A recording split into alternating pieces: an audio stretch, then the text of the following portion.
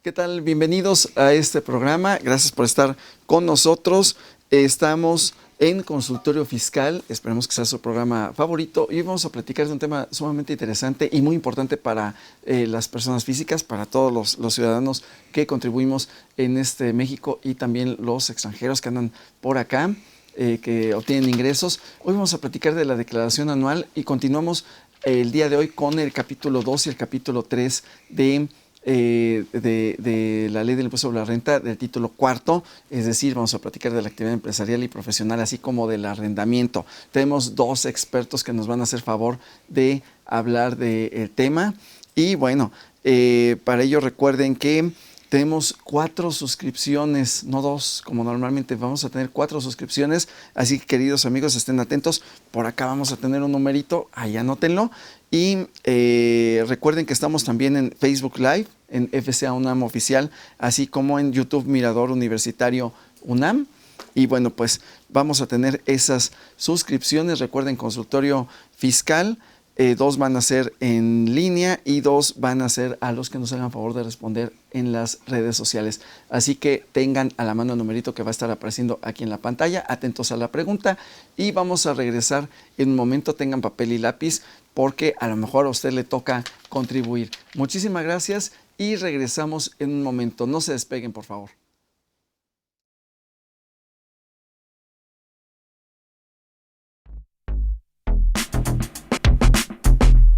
¿Sabes si lo que te dicen es verdad?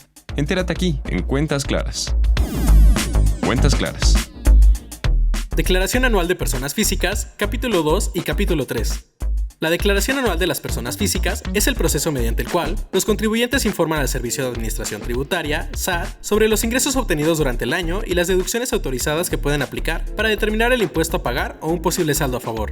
De acuerdo con la Ley del Impuesto sobre la Renta, LISR, estos ingresos se clasifican en distintos capítulos según su origen, lo que permite establecer reglas específicas para su cálculo y cumplimiento fiscal.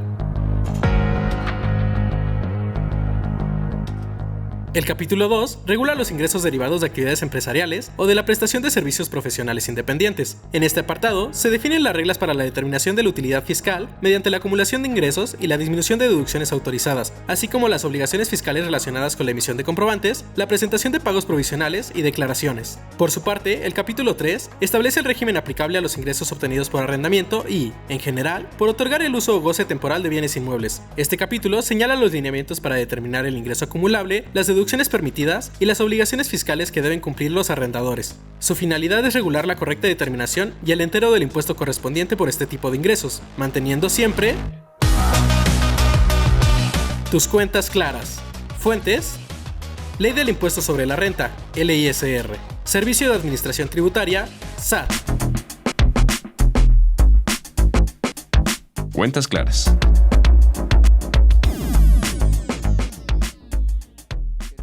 Estamos de vuelta en Consultorio Fiscal. Muchas gracias por continuar con nosotros y vamos, ahora sí que como el pollito al grano vamos a darle porque tenemos la declaración anual de las personas físicas, de estas del título cuarto, capítulo 12, capítulo 3, es decir, honorarios, actividad empresarial y profesional, así como arrendamiento. Y para ello tenemos 2 expertos que nos hacen favor de acompañar el día de hoy y tenemos para ello a la licenciada en Contaduría por la Facultad de Contaduría y Administración de la UNAM, especialista en Pedagogía por la Universidad Pedagógica Nacional, maestra en Administración de las Organizaciones por la Facultad de Contaduría y Administración de la UNAM, doctora en Educación por la Universidad Autónoma de Campeche, consultora y catedrática de la Facultad de Contaduría y Administración de la UNAM, Escuela Bancaria y Comercial, presidenta de la Comisión de Educación del Colegio de Contadores Públicos de México, asesora del grupo Cal y Mayor.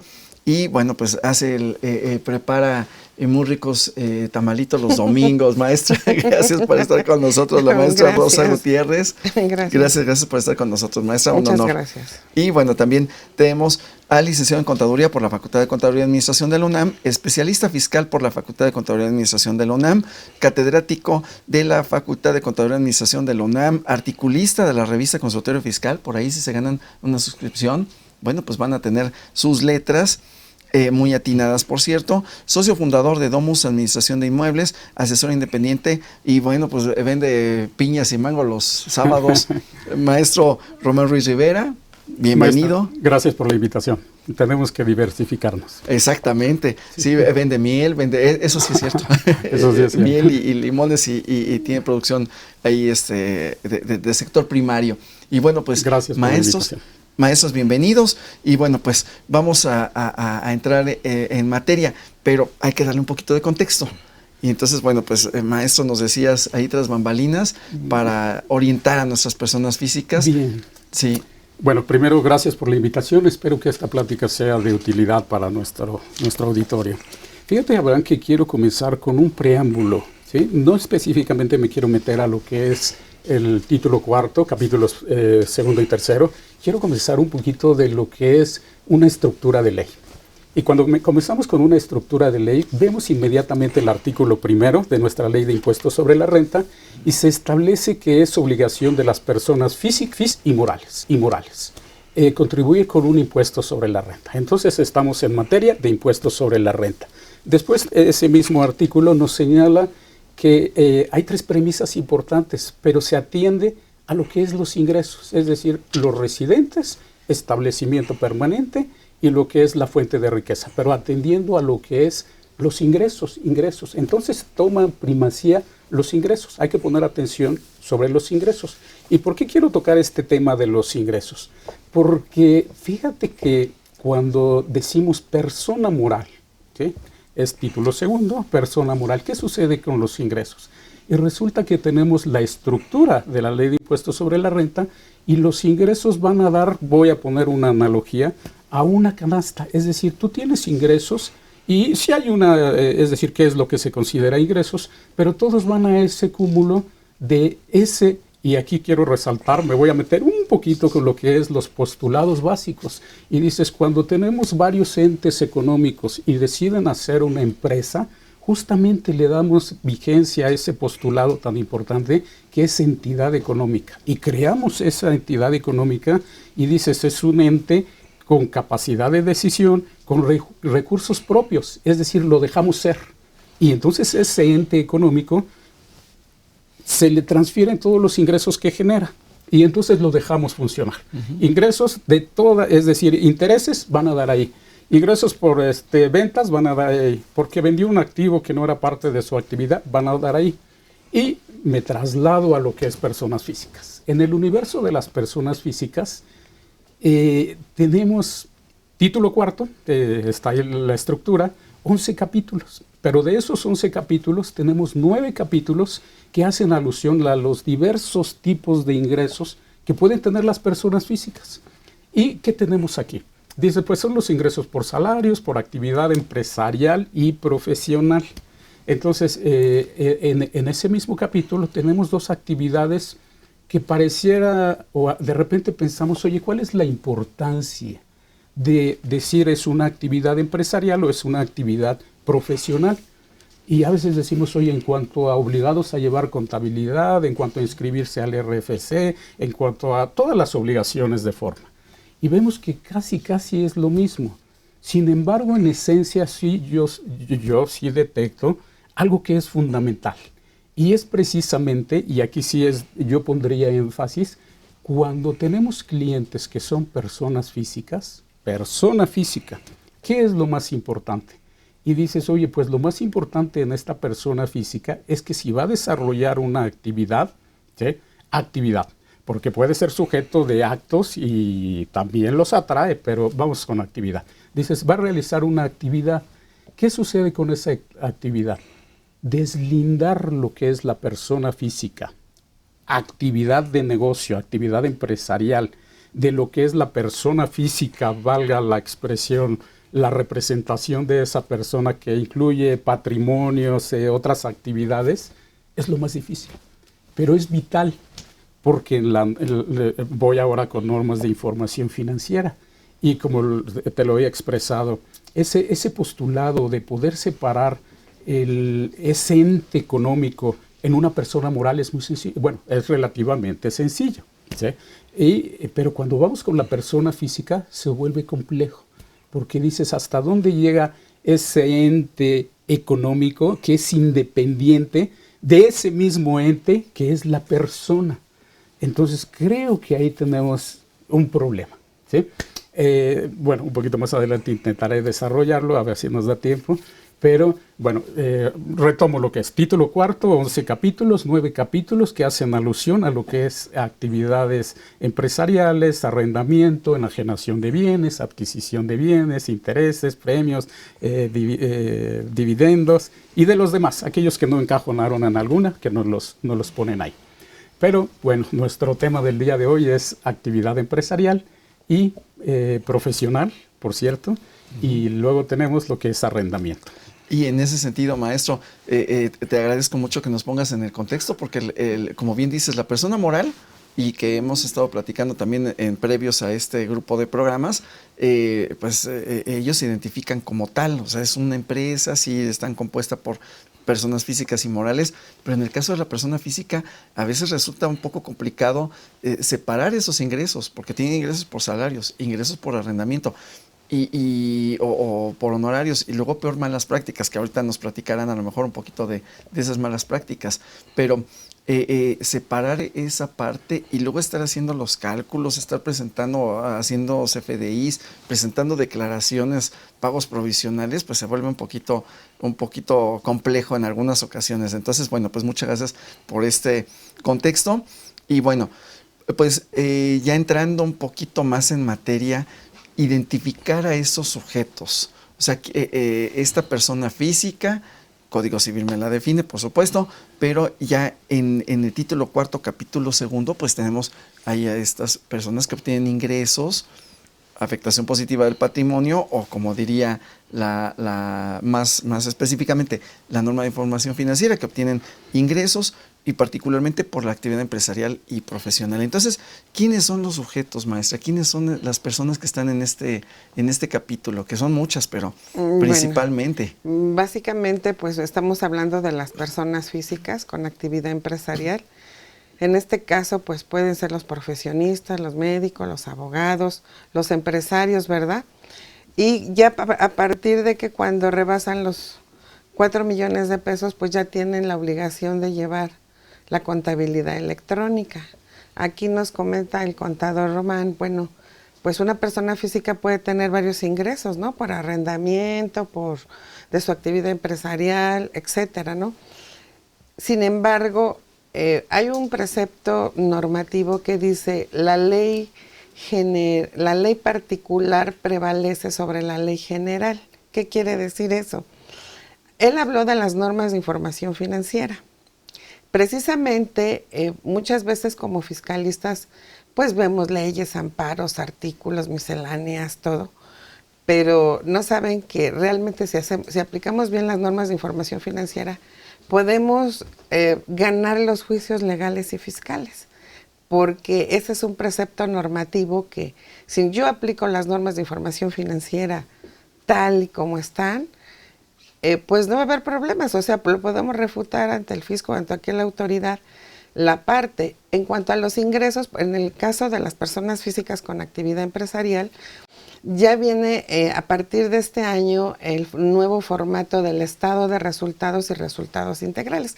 Esto suena muy interesante porque, por ejemplo, las personas físicas que se dedican a negocios que no rebasen los menos de los 4 millones, pues pueden elaborar un estado de resultados por el método analítico pormenorizado. Ahí reflejamos en la anual las devoluciones, rebajas, descuentos y bonificaciones sobre compra, sobre venta, nuestros gastos sobre compra, y bueno, ya llegamos a un estado de resultados normal, el que conocemos, el básico. Obviamente que cuando ya las empresas entran en el sistema financiero mexicano, por ejemplo, que tienen fluctuaciones cambiarias, moneda extranjera, ya sea el B15, el FA52, y no solo se dedican a una actividad, sino a varias. Entonces aquí tendríamos que ver el porcentaje de las actividades, cuáles son las de mayor ingresos para considerarlos como ingresos. Ahorita en este precepto normativo de la norma B3, específicamente en la norma B11, hay un bloque que se llama operaciones continuas o discontinuadas.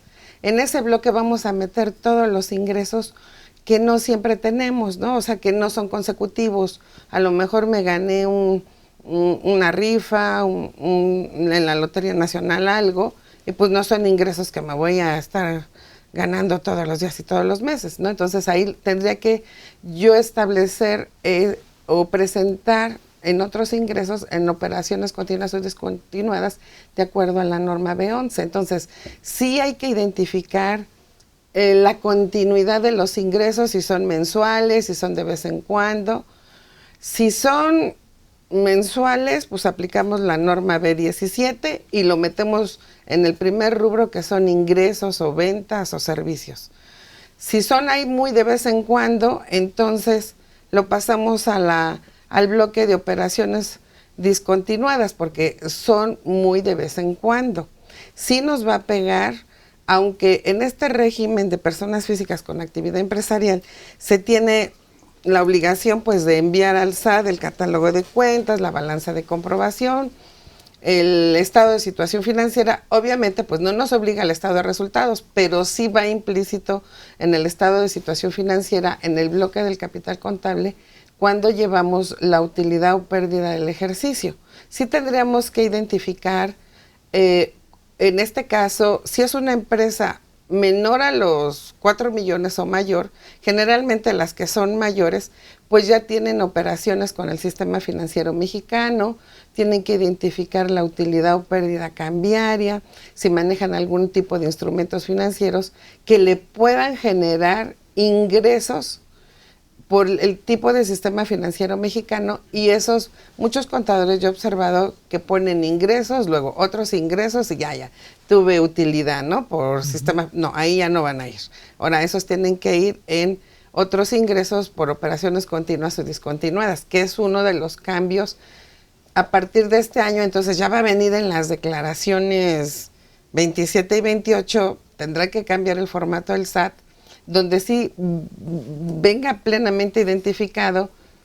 Si dicen tenemos 10 tipos de ingresos, 5, todos sí van a tener que estar bien segmentados o ya identificados, aunque muchos los acostumbran a poner ingresos, ventas, otros ingresos u otros productos, y muchas veces dicen, pues quién sabe dónde va, mételo a otros, y la mayoría, pues otros productos, no, pues ya no va a poder ser así, ¿no? O sea, sí vamos a tener que respetar ese estado de resultados, que aunque no tenemos la obligación como actividad empresarial de presentarlo, como en el caso de las morales, que sí lo tienen que identificar, nos va a impactar en el caso de la declaración anual, por ejemplo, de los socios, ¿no? Ahorita ya reportaron su información las personas morales, a quienes se les retuvieron IVA y ISR, pero en el caso de abril, ahora les van a decir a los socios, pues haz tu declaración, ¿no? Y luego le salen unos montos estratosféricos a pagar y dicen, y todo eso gané, y todo eso. Entonces, sí, ahora las personas físicas, en el caso de los socios accionistas, que tienen que hacer declaraciones por los dividendos y otras cuestiones y otros ingresos que tengan, porque vendieron el automóvil, porque tienen tierras de cultivo, porque les donaron, ¿no?, etcétera. Sí tienen que ser muy cuidadosos en qué bloque del formato del estado de resultados van a meter esos ingresos, porque si los meten en otros ingresos, pues van a pagar demasiados impuestos, ¿no? Y cuando uno carga en la página del SAT los ingresos, pues no, pues que tiene que pagar 200,000 pesos, ¿no? Ya se desmayó el socio y dice, pues entonces ¿qué gane, no? Claro. Nada, ¿no? Y luego lo ponen a otros, ¿no? Y ya tratan de bajar el impuesto, pero ahorita con las auditorías y la contabilidad electrónica y la inteligencia artificial, que también ya tiene establecida pues en la página del SAT, pues ya esto no va a poder ser posible, ¿no? Ya está amarrado las NIF con efectos fiscales. Muchas veces nos confundimos en esta parte, pero yo creo que sí es muy importante que todos los contadores identifiquen en qué bloque de ingresos están. Muy pronto ya estoy haciendo un artículo de eso para que aprendan a identificar, porque sí es bastante información, entonces, y ya pueden separar dónde los coloco y qué impacto fiscal tiene la colocación de estos ingresos en el bloque del estado de resultados o resultados integrales, según es el caso. Perfecto, maestra. Entonces, ya está comprometida la maestra. Seguramente lo veremos en Consultorio Fiscal, en la revista. en futuro próximo que nos haga favor de escribir en ese sentido para que oriente más y algunos ejemplitos y demás. Ya tengo todo Perfecto. estructurado ya nomás para presentarlo. Perfecto, ya está, maestra. Entonces ahorita seguramente terminando declaraciones anuales y PTU y demás ahorita por la temporada, pues esperamos, por favor, esa información para que nos amplíen y se lleven más, porque dirán nuestros amigos, ¿por qué empezamos con estos temas? Porque de repente los dejamos de lado y aquí estamos hablando de la actividad empresarial y profesional. Ahorita hablaremos de los honorarios, pero de la actividad empresarial y profesional, pues es importante que tenga control interno, que tenga una estructura para que sepa cuánto gana. Para empezar, para que sepa si sus costos son realmente los que está visualizando y poder tomar una serie de decisiones muy importantes en relación a su negocio. Y por supuesto, de forma final, pero no menos importante y que en muchas ocasiones a nuestros amigos es lo que les preocupa más, pues el aspecto fiscal, porque es en cuánto va a pagar de impuestos. Entonces aquí lo importante es tener sana financieramente a la empresa, sana fiscalmente a la empresa, para que vayamos corriendo y avanzando bien. Y en el sentido de las personas físicas del título 4, capítulo 2, es decir, las de actividad empresarial, bueno, pues recordemos que les aparece un estado financiero o una serie de estados financieros, por lo menos 2 tienen que integrar, y como bien dices, maestra, pues hay veces que el contador copia y pega 3 datos y dice, sí, ingresos, tanto de deducción de inversiones, y luego lo cuadra a fuerza con alguna cuenta por ahí. No, pues ahora ya no se va a poder cuadrar. Tiene que ir en el bloque correspondiente, ¿no? Ese es el cambio que tenemos para 2026. Así es. Y entonces las comisiones, pues, junto con el SAT, también ya tienen ahí ese análisis de la información para saber cómo va la empresa y para saber si la información es real o le están truqueando o le están haciendo cuadrar a fuerza. Entonces, nuestros amigos, personas físicas, en este caso bajo ciertas características que estén en este capítulo, sobre todo en la sección primera, que tengan actividades empresariales, pues tendrán que observar muy de cerca estas nuevas disposiciones relativas al estado de resultados. Sí, sí les va a convenir, porque si colocan todo en ingresos o ventas y lo mandan a otros, pues, y si lo colocan en operaciones discontinuadas, les va a dar un resultado diferente, que puede ser a favor o que puede ser a cargo. Entonces es muy importante que conozcan este estado financiero, y sobre todo las personas físicas que, como decía el maestro Román, tienen muchas actividades por ingresos, ¿no? Honorarios, arrendamiento, actividad empresarial, actividad profesional. Entonces es muy importante también el porcentaje de sus ingresos, ¿no? Si, por ejemplo, como persona física con actividad empresarial, tengo el 80% de mis actividades, ¿no? Y un 10% por honorarios, entonces básicamente pues el primer rubro que voy a hacer por actividad empresarial es el de ingresos, ¿no? Que es el primer bloque en el estado de resultados. Y si ya el 10% es por honorarios, porque a lo mejor doy un recibo de honorarios o CFDI esporádico, pues entonces puede ser operaciones discontinuas o discontinuadas. Hay gente que da 1 o 2 recibos o 1 al mes, pues ¿para qué lo metes a otros ingresos? Aunque sí va a grabar, pero esa es la estrategia, ¿no? Que sepamos en qué bloque vamos a acomodar los ingresos dependiendo del monto y el porcentaje que se dé en ese momento. Ok, pues muy bien, maestra. Entonces, bueno, pues estar preparados para que no sea una contingencia y que tengan sus estados financieros bien preparaditos y bien armaditos conforme a la norma de información financiera. Sí, aquí en el artículo que ya preparé, estoy viéndome en un estudio desde ingresos hasta el último resultado y un estudio muy profundo de cada cosa. ¿Por qué sí la deben de poner y por qué no? Porque tenemos ingresos por intereses, por comisiones, por venta de activo fijo. Por ejemplo, en el caso de, vamos a suponer que hay una empresa que se dedica, o una persona física, a asesoría de proyectos de inversión. Generalmente esto es en las construcciones o en proyectos, y dura 1 año o 2 y tienen deducciones de inversiones que son de 5 años. Y dicen, oye, pues ya nada más el evento duró 2 años y entonces toda la deducción de inversiones pues quedaron 3 años. Ahí, ¿cómo le hago? Y ya vendí el equipo, la maquinaria.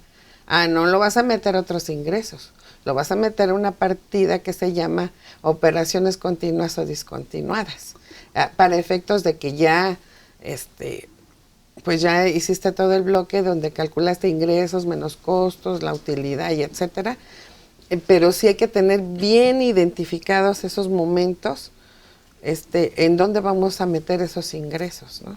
Ok, perfecto. Entonces, incluso tendremos un programa como parte de estos bloques donde estamos hablando de la declaración anual, que vamos a hablar de los estímulos fiscales. A lo mejor algunos caen en el supuesto de, a lo mejor un PODEBI, ¿no? De Polos de Desarrollo del Bienestar, donde tienen un beneficio para la aplicación de estas deducciones que a veces quedan al final de un proyecto. Dependiendo de dónde se encuentren. Entonces ya están atentos, 2 programas adelante vamos a tener el mismo. Y bueno, ya tenemos algunos saludos desde Teotihuacán, ahí para que carguen energía en estos días. Así es, para que presentar. salga el sol en la primavera. Así es, que salga el sol en la primavera y que nos ilumine para presentar las declaraciones anuales. Luego, Estrella Solano ya nos hace unas preguntas para arrendamiento, entonces ya ahorita vamos a ir, vamos a ir avanzando en uno y en otro. Luego, el contador público Alfredo Gallegos, desde, creo que es desde Coahuila, que nos hace favor de, dice Ciudad de Francisco Ignacio Madero González, ok, entonces debe de ser desde por allá. Y Estrella Solano nuevamente nos hace otra preguntita que tiene que ver, adelantándonos un poquito a la deducción ciega, pero ahorita vamos a ir con ello. Porque vamos a avanzar un poquito más con honorarios y actividad empresarial. Y Alejandro Vázquez, saludos cordiales desde Tecámac. Así es, desde Tecámac. Así es, desde Tecámac nos hace favor de acompañar. Y bueno, entonces tenemos a estas personas que tienen que presentarlo. Pero bueno, tenemos por ahí una facilidad, y hablando de estímulos, tenemos algunos que creo que le llaman del RECICO, del régimen simplificado de confianza. Estas personas, pues, ¿quiénes son y tienen que presentar declaración anual o ya? Bueno, si nada más se dedican a pura actividad empresarial o profesional, sin ninguna otra actividad como sueldos y salarios y eso, pues no van a presentar declaración anual. Pero si tienen más de 2 empleos o más actividades, si tienen gastos médicos, ¿verdad? Que los operaron mucho, obviamente los medicamentos nada más van a poder ser deducibles cuando se consuman dentro del hospital. Pero si ya se van a una farmacia X, pues ya no se va a ser posible, ¿no? Esa parte, ¿no? Ok, entonces bueno, ahí tenemos a estos amigos del régimen simplificado de confianza que presentan sus pagos, ¿no? Sí, a ver, antes de continuar un poquito, me gustaría de nuevo retomar el tema para nuestros amigos y demás. Sí. Título 4, personas físicas. Capítulo 2, actividades empresariales y profesionales. ¿Sí? Actividades empresariales y profesionales tiene 4 secciones. ¿Sí? Y decimos, lo hemos bautizado porque realmente no se nombra así. Es el régimen general, como las generalidades, el más grande. Después hay casos en los cuales el legislador dice, vamos a hacer algunas opciones dentro de ese mismo contexto de actividades empresariales y profesionales. Y son algunas bondades que pueden tener y crea el régimen de incorporación fiscal, extinto ya al día de hoy, y tenemos 2 muy nuevos que desde mi punto de vista son muy atinados y que es aquellos que obtienen ingresos a través de Internet, es decir, son actividades empresariales y profesionales que obtienen ingresos a través de Internet mediante la aplicación de plataformas digitales, aplicaciones informáticas y te establece similares. Este caso es muy singular porque tiene estrecha vinculación con la ley de IVA.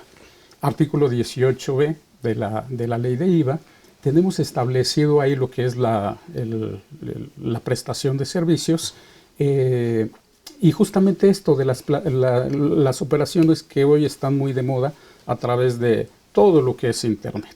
¿Sí? Pero ¿qué sucede con esto? Debemos de identificar específicamente un precepto que está ahí, que es intermediación. ¿Sí? Porque si no es intermediación, puede caer en una actividad empresarial o profesional, pero si es intermediación, tiene que estar aquí. Es decir, esta fracción segunda es la que le da vida precisamente a estas a renta en lo que es plataformas digitales, solo está contemplando lo que es intermediación. Y después tenemos algo muy nuevo que está tanto en personas morales como en personas físicas, que es el RESICO, ¿sí? Régimen simplificado de confianza. Pero ahora voy a irlos desglosando a lo más rápido que pueda. Es muy extenso el tema, pero te diría, me voy a ir con lo que es. Ajá. Si me permites, entonces, para no cortarte la inspiración, ahorita que nos vas a iluminar con este tema, ¿qué les parece si vamos rápidamente a una pausa para que nuestros amigos vayan, tomen papel, tomen lapicito, anoten el teléfono que está por aquí, se preparen para la pregunta y precisamente ahorita regresamos? No se despeguen de nuestra pantalla, estamos platicando de la declaración anual, capítulos 2, capítulo 3, honorarios, actividad empresarial y arrendamiento. Vuelvan con nosotros, regresaremos en un momentito. Muchas gracias por continuar atentos.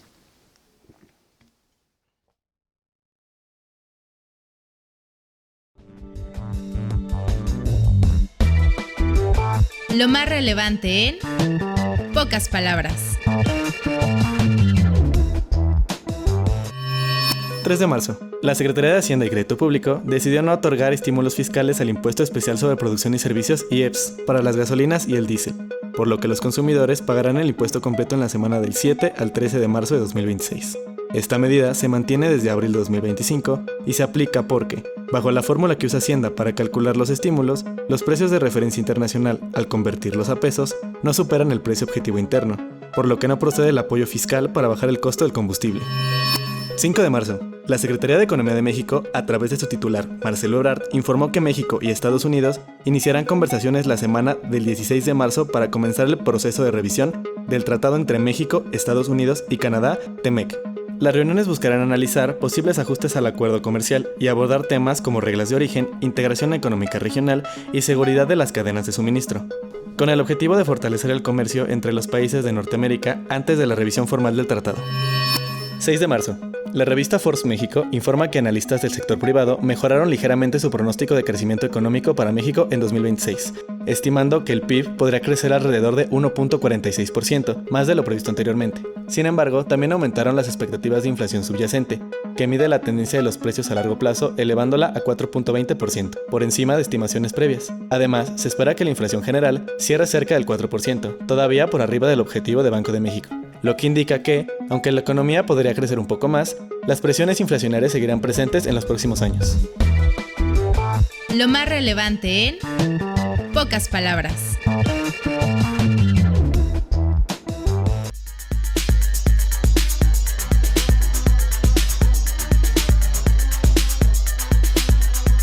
En su edición 877, correspondiente a la primera quincena de marzo de 2026. Consultorio Fiscal, como siempre, contiene interesantes artículos de corte fiscal, jurídico, laboral, contable financiero y de prevención de lavado de dinero. Siendo marzo el mes para la presentación de la Declaración Anual de Personas Morales, como cada año, Francisco Yáñez Ledesma nos comparte un artículo práctico muy completo para el cumplimiento de esta obligación, con base en la elaboración de los papeles de trabajo correspondientes para simplificar el proceso. Y de igual manera, José Julio Solís García nos ofrece la primera parte de su también ya acostumbrado paso a paso, llevándonos de la mano en todo lo referente al portal del SAT para esta misma declaración, desde las recomendaciones básicas hasta cada detalle del aplicativo, los registros, captura, validaciones y demás cuestiones al respecto. Por su parte, Salvador López Camacho nos habla de la resolución de facilidades administrativas para 2026 recién emitida, así como de las principales modificaciones que ésta contiene y que benefician a los sectores de contribuyentes que en la misma se señalan. Además, podremos encontrar otros artículos con interesantes temas como la Ley de Ingresos de la Federación 2026 y los estímulos fiscales para el sector primario y de autotransporte, la devolución de saldos a favor de impuestos sobre la renta de persona física en declaración complementaria y, como cada quincena, las principales disposiciones del Diario Oficial de la Federación. Todo esto como parte del número 877 de Consultorio Fiscal. Suscripciones a través de la tienda electrónica publishing.fca.unam.mx o en la revista electrónica consultoriofiscal.unam.mx.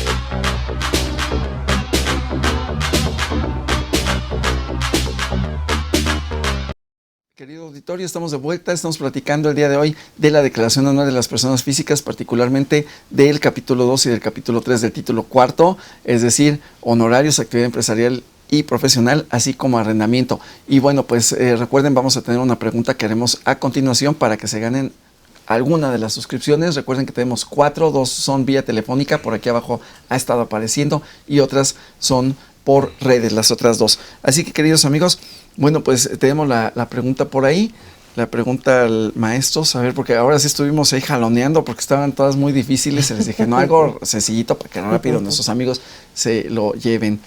Así es, maestra, o sea, la pregunta entre todas, la más sencillita, ¿cuál fue de la tómbola? ¿En qué periodo se presenta la Declaración Anual de Personas Físicas? Ok, muy bien. Ahí está, queridos amigos, ya tienen la regalo, pregunta. ¿No? Sí, la verdad, exacto, maestro. Pero está bien, hay que ser generoso. Así es, maestro, así, para que se lleven rápidamente la suscripción. Y tenemos algunos saludos, queridos amigos. Tenemos, aquí nos dice Edmundo Romero Lázaro, que está anotando, ahí ya, él sí tiene su plumita y su hojita. Dice que está anotando las recomendaciones. Saludos al maestro, por cierto. Gracias. Sí, luego aquí ahí es que luego le ponen nombres. María C. También nos hace favor. Y por ahí tenemos algunas preguntas ahorita de Estrella Solano que nos amplía aquí en ese sentido. También la licenciada Pamela Landa está por ahí presente. Muchos saludos. Y Michael, así, como Nueva York. Entonces Michael Valdés también nos hace favor de saludar. Bueno, maestros, hace rato antes del corte te hemos quedado así como que, ok, sí. Ahora sí, para que te amplíes, mi querido maestro. A ver, vamos a continuar.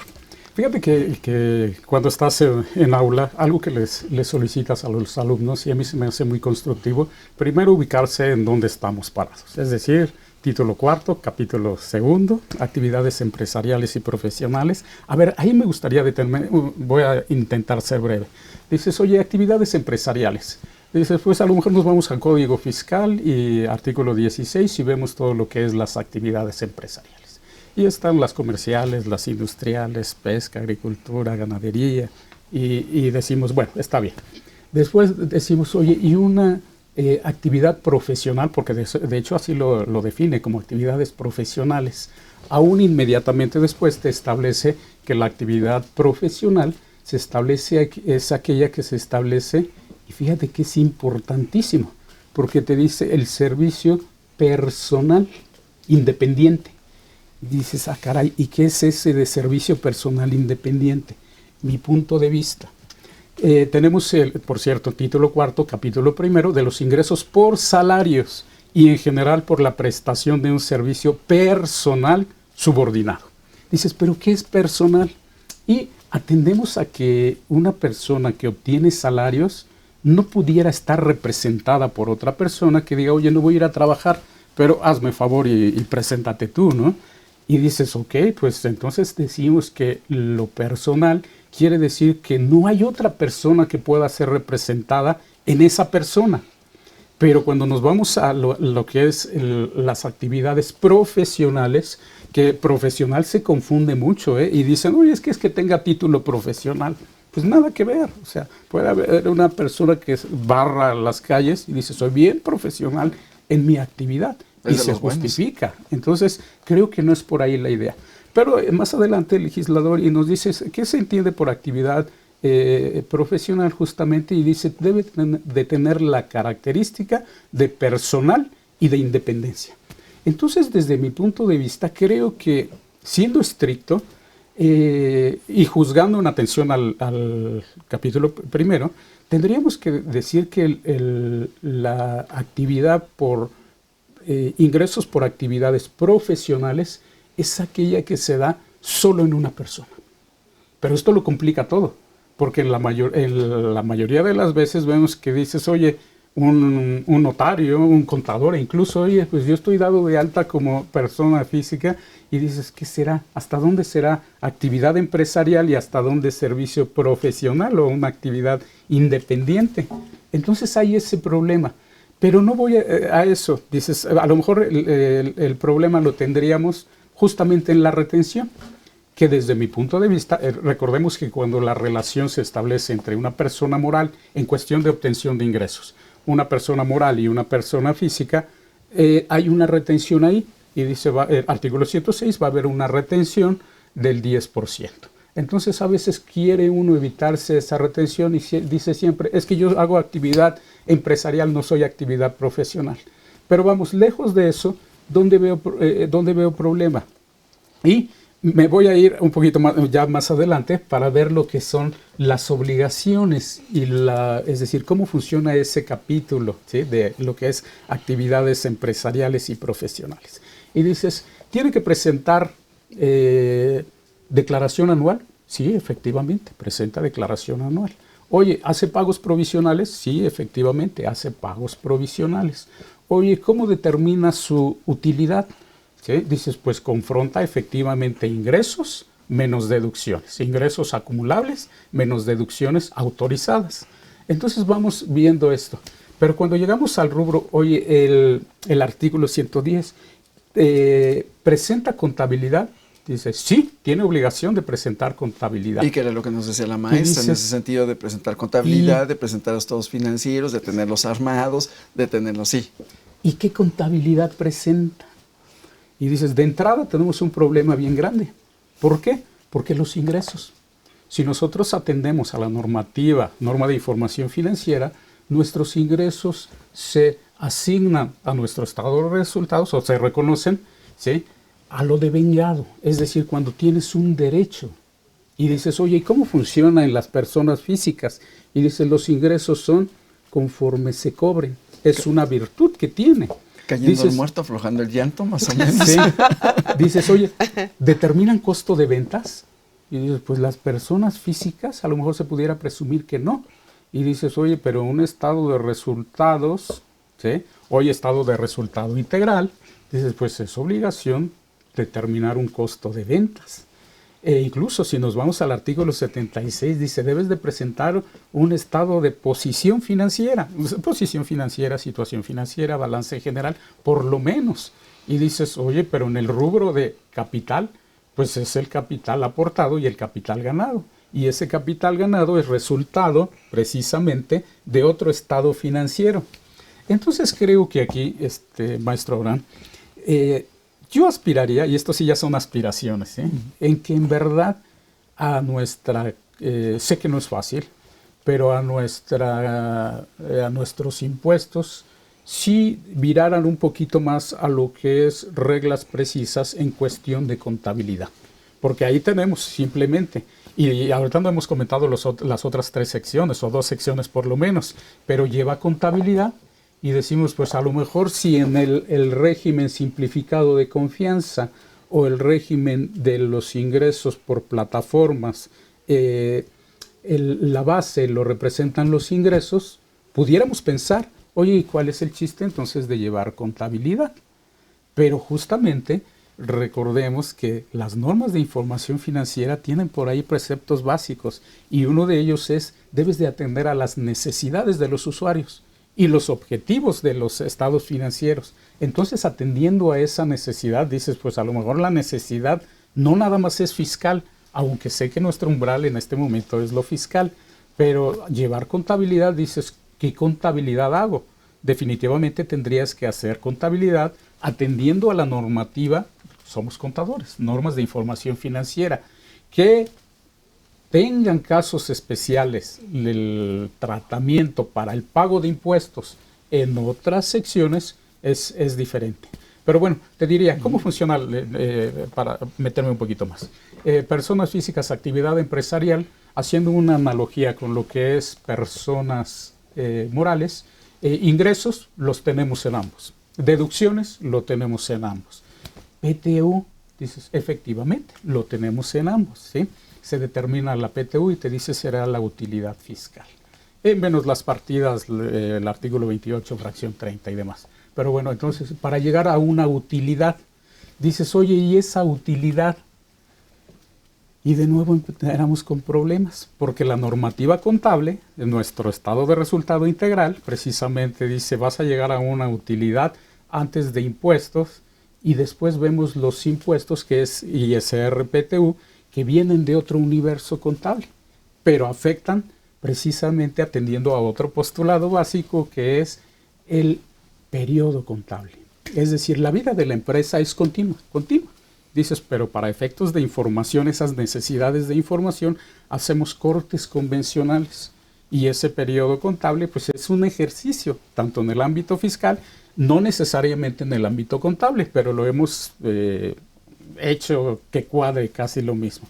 Pero bueno, cuando nosotros introducimos en este mecanismo de las personas, fíjate, de las personas morales y de las personas físicas, que nosotros decimos ingresos acumulables menos deducciones autorizadas menos PTU, para medir la utilidad fiscal, cuando nosotros decimos utilidad fiscal, ¿qué mide? Y dices, pues se está midiendo ese periodo contable, ese ejercicio. En lo fiscal ya no fue. ¿Por qué? Porque introduces un elemento que dice, viene de un ejercicio anterior, que te afecta a este. Pero bueno, ya ahí estamos desvirtuando lo que es aspectos contables y fiscales. Pero okay. Bueno, entonces aquí el panorama se vuelve muy amplio y bueno, un poco aterrizando en que nos dice la integración, sí. Esa información, la llevo en la declaración anual, pero también tengo que preparar en el camino, ¿no? Tengo que hacer abonos chiquitos durante el ejercicio, durante el periodo que nos señalabas, conforme a la norma de información financiera. Entonces, recordemos que tienen que ser pagos provisionales, por lo menos la sección 1, y los otros podrán ser provisionales o definitivos, dependiendo la condición específica. Entonces, nuestros amigos de la sección 1 hacen pagos provisionales. Sí, aquí hay la situación también que deben de reconocer dentro de la NIFA 2 y de la 1 que hablamos de la evaluación.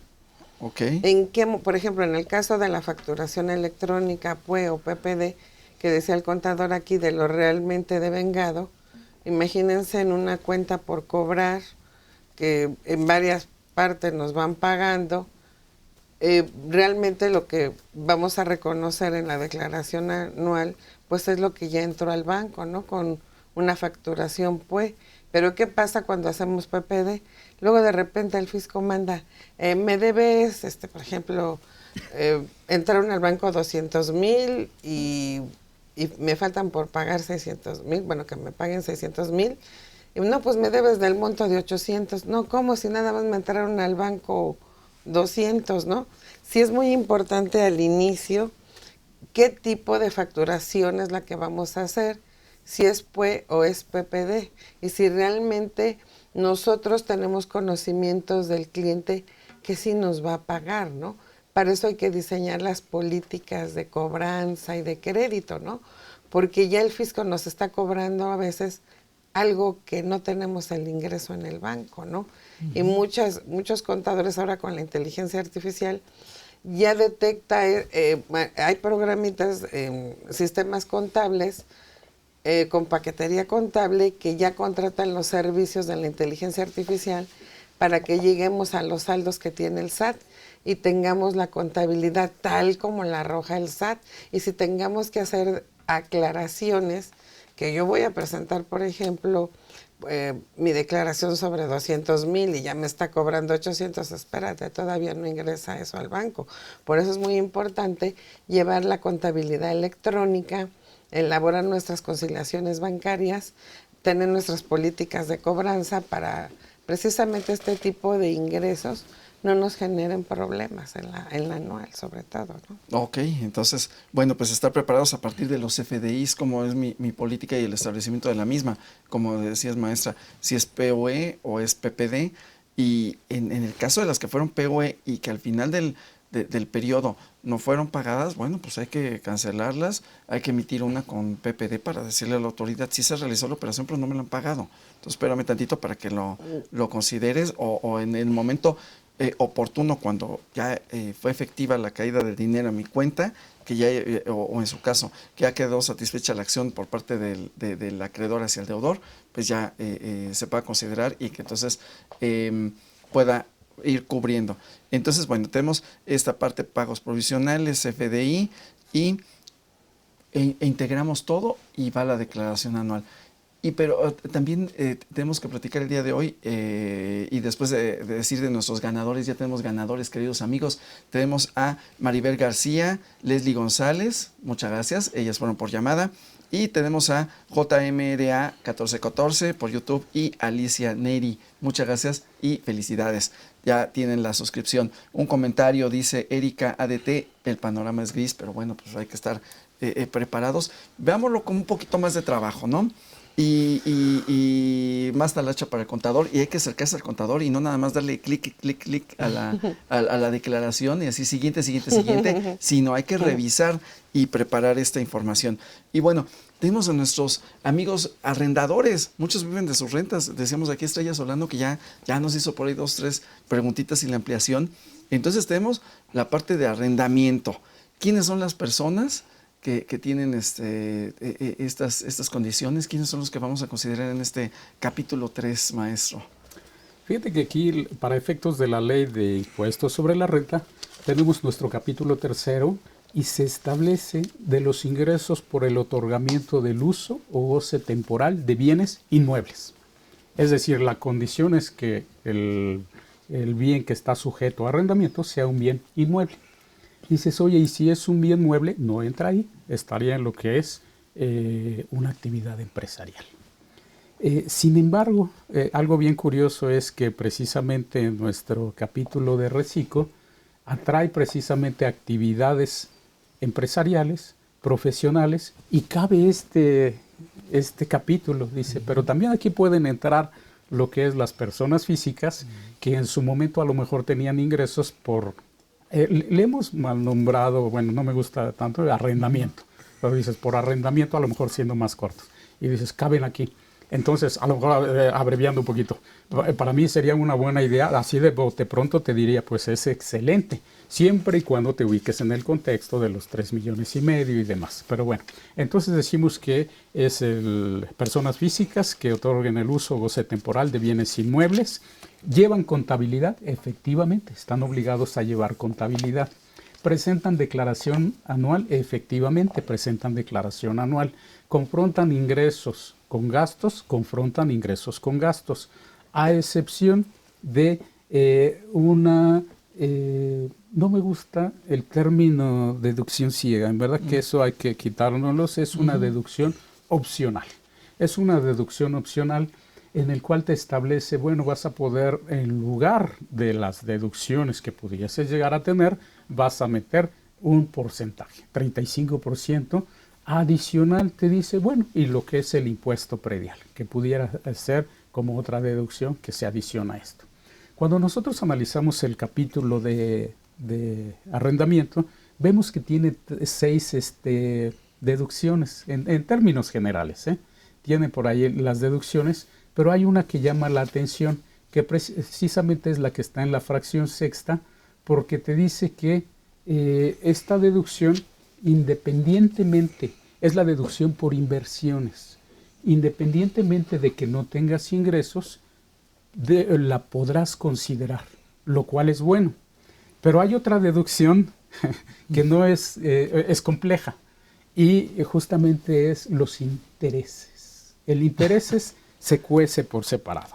Pero los intereses pues es lo que pago, ¿no? Y ya. Sí, ¿o no, maestro? Fíjate qué incongruencia, porque para es decir, la sección de este capítulo segundo, el régimen general, vamos a llamarle así, deducen los intereses que se hayan generado, es decir, no son intereses reales, es decir, los que sean propios de la actividad, pero te dice, vas a deducir intereses, como una deducción, los que se hayan generado. Y dices, qué sencillo, y suena fácil, pero para efectos de arrendamiento ya te establece, van a ser los intereses reales.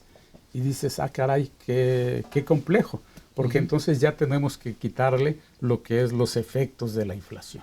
Y se vuelve otro proceso un tanto complejo. Pero bueno, ¿qué podemos deducir? Pues te dice el impuesto predial, los gastos de mantenimiento, los intereses reales, los salarios. No está en el capítulo 3, pero tenemos un artículo que te los limita. Es decir, no pudieras ni servicios profesionales, no pudieras decir, oye, obtuve 100 pesos de arrendamiento y 90 pesos los gasté en salarios o actividades profesionales. Entonces lo tenemos limitado. Y los seguros relacionados con el bien inmueble y lo que es las inversiones en construcciones. ¿Qué es esto de las inversiones en construcciones? Realmente es la deducción de esas inversiones en construcciones. Te dice, vas a poder, bueno, y aquí a lo mejor atendiendo, haciendo una analogía, debes de asignar a los ingresos los costos y gastos que se hayan generado. Y te dice, si tienes ingresos, puedes meter gastos. Sin embargo, el que tenemos en nuestra fracción sexta, inversiones en construcciones, es una deducción que pudieras contemplar, aun cuando no tuvieras ingresos. No de siempre, te dice hasta 3 meses anteriores. Es decir, no tienes ingresos y puedes meter la deducción. No tienes ingresos, puedes meter la deducción 3 meses. ¿Sí? Otra cosa importante a lo mejor de señalar en este apartado de arrendamiento es los pagos provisionales. Y dices, oye, la periodicidad, y dices, pues puede ser, bueno, en la generalidad es mensual, el día 17 del mes inmediato posterior. Dices, oye, otra periodicidad, hay pagos trimestrales. ¿Quién lo realiza? Y dice, bueno, aquellas personas que no obtengan más de 10 salarios. Dice, todavía la ley establece salarios mínimos, aun cuando sabemos que se establece la UMA. Cuando no obtengas más de 10 salarios mínimos al mes, pues podrás tener la opción de hacer pagos trimestrales. Pero hay otra premisa, pagos cuatrimestrales. ¿Quién hace pagos cuatrimestrales? Te dices y establece, cuando un bien esté sujeto a un fideicomiso, ¿sí? Pues la fiduciaria va a ser la responsable de efectuar los pagos que correspondan a los ingresos. Y te dice, van a ser, bueno, marca los meses, pero es de manera cuatrimestral. ¿Sí? Esos pagos provisionales, a lo mejor un poquito más, te dice va a ser el 10% sobre los ingresos, es decir, la base no es confrontar ingresos menos deducciones, sino que es sobre los ingresos, se establece un 10%. ¿Sí? Después ya se los asignarán, recordemos, el fideicomisario, el fideicomitente, la fiduciaria, que es la figura. ¿Estamos? Pero dice, aquí hay una característica importante, dice, cuando el bien que se entregue en el fideicomiso no sea con característica de regreso, es decir, que ya no lo pueda readquirir. Entonces los ingresos van a ser de los fiduciarios. De otro caso, los ingresos seguirían siendo del fideicomitente. Entonces ahí es otro caso interesante porque contabilidad dices, ah, caray.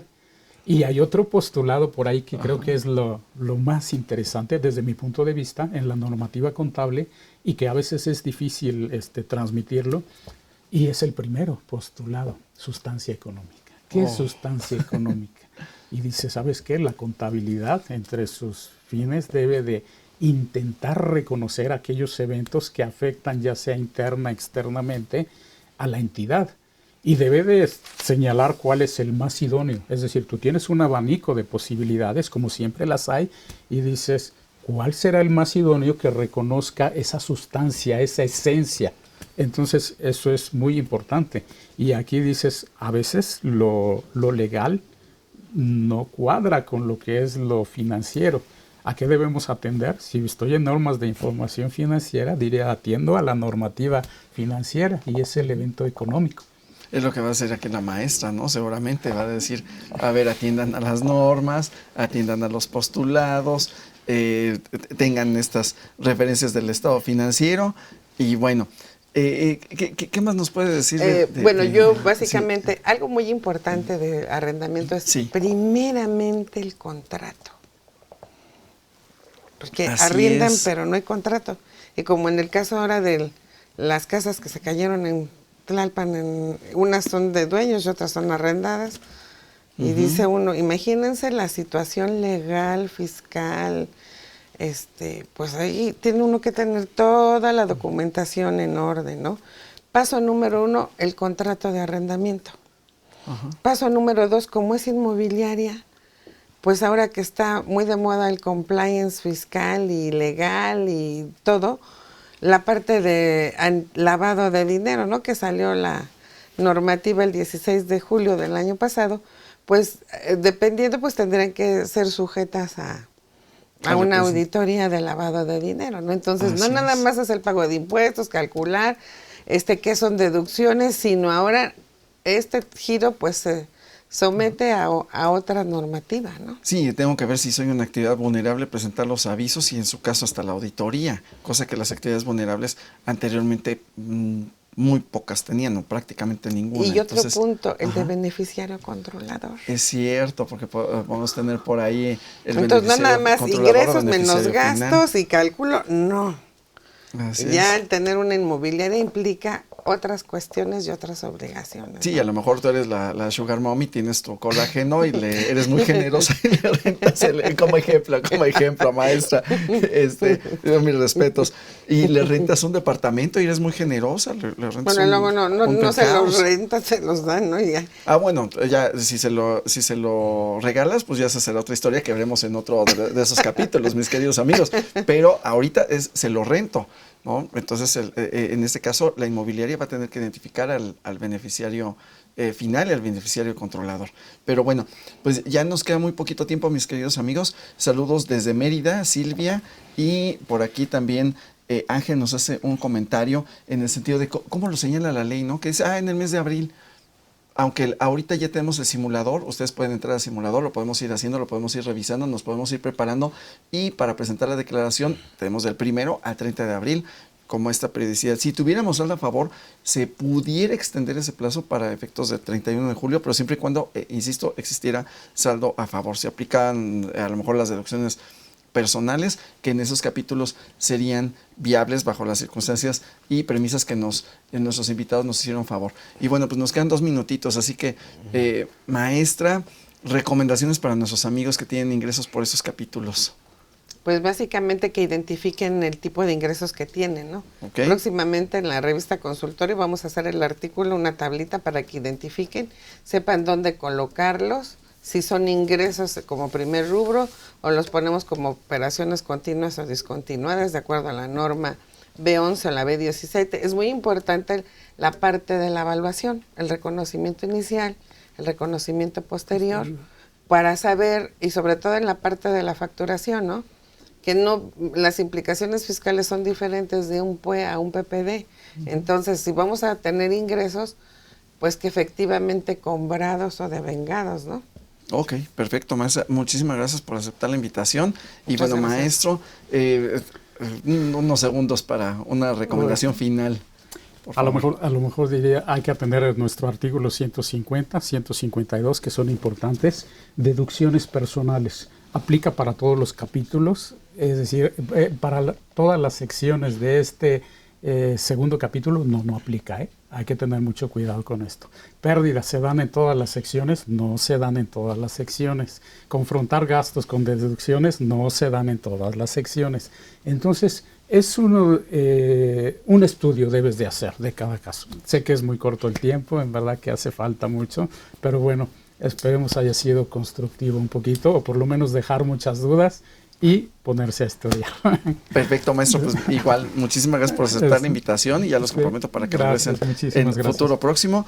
Y bueno, pues, queridos amigos, muchísimas gracias por estar con nosotros. Ha sido un placer platicar con ustedes de la declaración anual. Seguimos en la siguiente emisión. Vamos a estar platicando nuevamente de la declaración anual, pero vamos a tener los demás capítulos. Así que regresen con nosotros en el siguiente número.